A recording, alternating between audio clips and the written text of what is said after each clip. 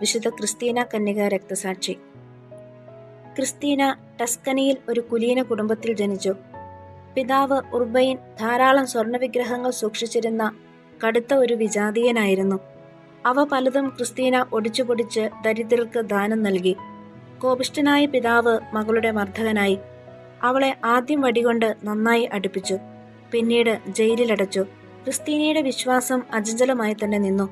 പീഡകർ ക്രിസ്തീനയുടെ മാംസം കൊളുത്തുകൾ കൊണ്ട് കീറിവലിച്ചു. പിന്നീട് അവർ അവളെ ഒരു മർദ്ദനോപകരണത്തിൽ കിടത്തി അടിയിൽ തീ വച്ചു. തീജ്വാല പീഡകർക്ക് നേരെ തിരിഞ്ഞപ്പോൾ ആ മർദ്ദനം നിർത്തി. പിന്നീട് അവളുടെ കഴുത്തിൽ ഭാരമേറിയ ഒരു കല്ല് കെട്ടി അവളെ ബോൾസേന തടാകത്തിലേക്ക് എറിഞ്ഞു. അവിടെ നിന്ന് ഒരു മാലാഖ അവളെ രക്ഷിച്ചു. പിതാവ് വൈരാഗ്യത്തോടെ മരിച്ചു. പിതാവിന്റെ മരണത്തിന് ശേഷം ന്യായാധിപനായി മർദ്ദന നിർദ്ദേശകൻ ഒരു തീച്ചൂളയിലിട്ട് ദഹിപ്പിക്കാൻ അദ്ദേഹം ആജ്ഞാപിച്ചു. 5 ദിവസം അവിടെ യാതൊരു ക്ലേശവും കൂടാതെ ക്രിസ്തീന കഴിച്ചു. പിന്നീട് സർപ്പക്കാട്ടിലേക്ക് എറിയപ്പെട്ടു. അവിടെയും ഈശോ അത്ഭുതകരമായി അവളെ രക്ഷിച്ചു. പിന്നീട് അവളുടെ നാവ് മുറിച്ചു കളയുകയും അസ്ത്രങ്ങൾ കൊണ്ട് ദേഹം കുത്തിത്തുളയ്ക്കുകയും ചെയ്തു.